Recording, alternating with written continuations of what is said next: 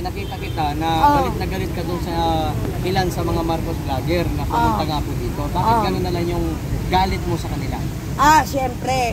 Paano hindi kami magagalit? Welcome na nga sila dito, di ba? Pinababayaan na sila mag-live, pinababayaan na sila mag-upload. Pero ang hindi maganda sa ginagawa nila, nag-upload sila na mali doon sa tunay na nangyari. Alam naman namin yun dahil nakikita namin na ina-upload nila. So, kinokompronta namin. Yan ang hindi namin matay. Ngayon, sunog na naman siya kagabi. Umami naman siya Na alin? Umami siya na talagang nag-upload siya.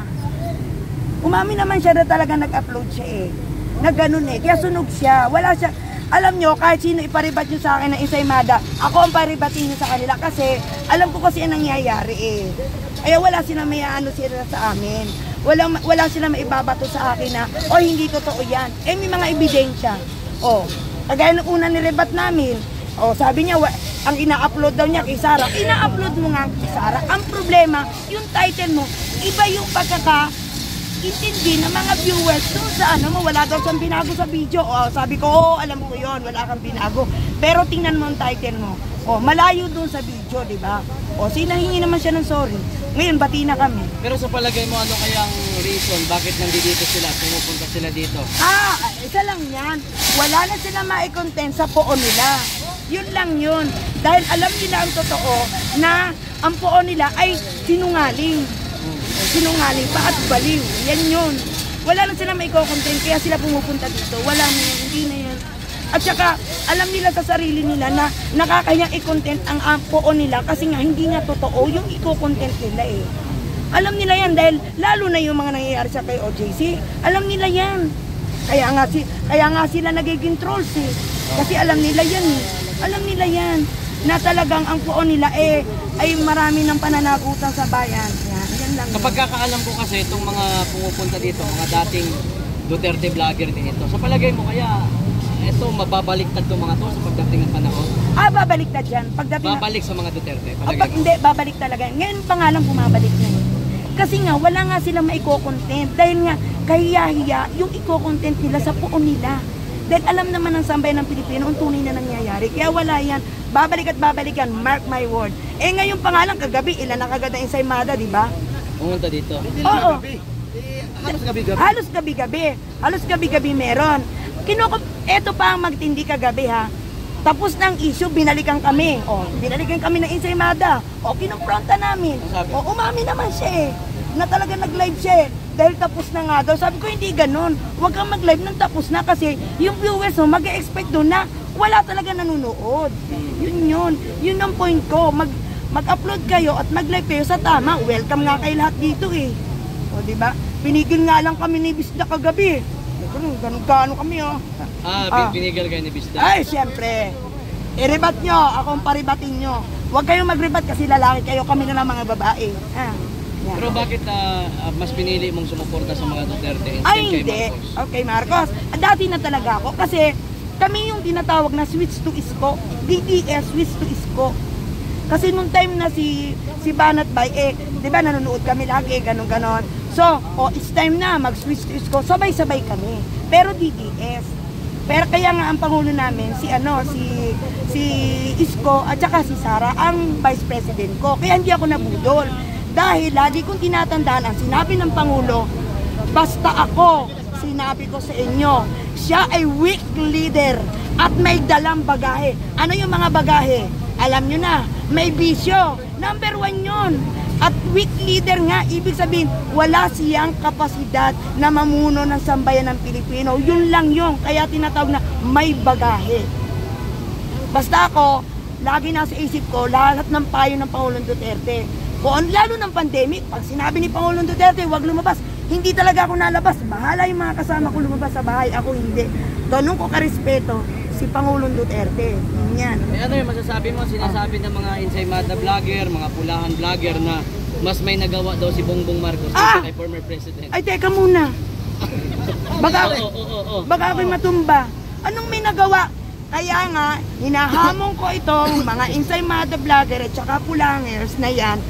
Mag-research kayo sa PTV4 na andun lahat ang nagawa ni Pangulong Duterte, baka malula kayo. Hindi na pwedeng isa-isahin. Research nyo lang yun. Nakalagay doon, Duterte Legacy, lalabas lahat yun. Mga pulangers at saka mga insaymada. Alam naman nila yan. Nagtatanga-tangahan yan. Huwag kayong maniwala sa mga yan.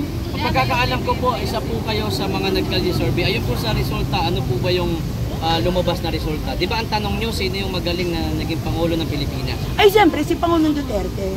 Siya talagang inano. Tsaka, ang sigaw ng taong bayan talagang si Pangulong Duterte. Lalo na pagdating sa illegal na drugs yan. Yun yung gustong-gusto ng taong bayan kasi nalinis eh. Nalinis niya. So ngayon bumalik na naman. Ngayon ang bentahan o FYI ha, mga pulangers at saka mga insaymada. Ngayon, ang bentahan sale, hindi for sale. Sale ha, sale. Dahil alam niyo kung bakit sila sale? Sa dami nagbebenta, kanya-kanya silang diskarte. Alam ko yan. Dahil kami nakatira sa Taguig, alam ko yung mga kalakaran dyan.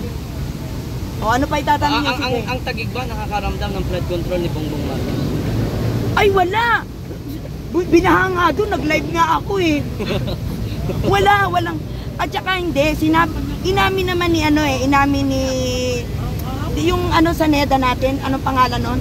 Balisakan. Si Arsenio Balisakan na walang 5,500 na flood control. Wala nga. Yan. Wala talaga, inamin niya. At saka, wala na talagang pera ang Pilipinas. Alam namin yan at may nagsabi. Bago siguro umalis siya doon sa palasyo, alam niya na talagang walang pera. Kaya siguro nasabi, wala na. Talagang na.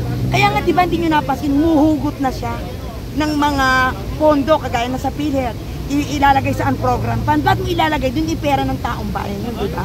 Yun. Ito pa isa. Ang National Irrigation ngayon. Pamumunuan na ng Pangulo. Bakit mo pamumunuan? Anong gagawin mo sa pondo? Yun, number 1. Isa pa to. Yung ngayon nangyayari ngayon sa multinational. Ano ba yung nakatira doon? Mayayaman tao. Anong ginagawa? Kinugkog na ngayon. Ang dami mga pulis na nagbarikada. Hindi na ba sila? At saka, eto pa, kung nanonood kayo ng live dito, yung isang OFW, matalino, saludo ako sa kanya, alam niyo kung bakit. Did you think na ang mga Marcos babalik sa posisyon dahil sa bayan? Hindi. Eto, alam niyo kung bakit sinabi niyang hindi? Maghihiganti. Tama, nangyayari na. Kukuhanin isa-isa ang kanilang yaman. Nangyayari na, di ba? Yan yun. Wala talaga sila na balak na mamuno sa bayan at dinggin ang hinaing ng sambayan ng Pilo. Wala yan. Wala sa kanila. May pa-concert nga eh. May pa-concert nga ngayon eh. 5:30. Ngayon. Ngayon yun, di ba? Sa Marcos Stadium. Isipin mo pa ha. Ang kakapal nga ng mukha, pera ng taong bayan, iba. Tapos, ang pagkain natin dito, simple lang, lalaitin pa nila. Etong mga trolls na to, may kalalagyan to. Tandaan yung mga trolls kayo, hanggang dyan lang kayo sa comment. Pero pag naningin ng sambayanan, tingnan nyo kung anong mangyayari. Hindi kayo magsisisi. Talagang iiyak kayo. Yan ang sinasabi ko sa inyo. At saka tingnan nyo ha, kahapon, nandito tayo. May nagrally pala doon sa sa Kongreso. Anong sinisigaw? Isauli daw ang pork barrel. Alam niyo kung bakit sila nagkaganyan?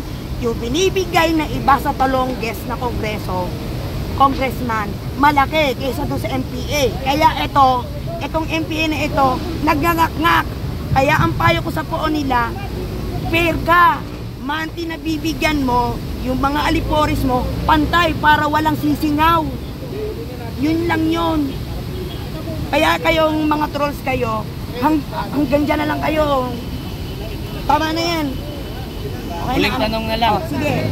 Ano yung iyong masasabi kay Franz Castro na binabanatan si VP Sara Duterte? Hindi, alam nyo kung bakit binabanatan ni Franz Castro. Ano yan, divert lang yan. Tactical divert, dinadivert nilang lang yan. Convicted ka eh. Bakit? Tama naman si Sara. Ba't nandito ka? Convicted ka? Ako halal ng taong bayan. I-interviewin mo ko. Dapat ikaw nasa kulungan. Kung matalino, yun yung pagkakasabi talaga ni VP Sara. na dapat ikaw nasa kaulungan, ba't ikaw nag-i-interview sa akin? Convicted ka. O, di ba tama ako? At tama si BP Sara. Yun yung meaning na sinabi ni BP Sara. Yun. O ano pa itatanong nyo? Anong channel mo? Ay, wag na, baka may mga trolls dyan. Tapos sasabihin nyo, awain ako na awain. Okay mga kababayan, maraming salamat. Thank you.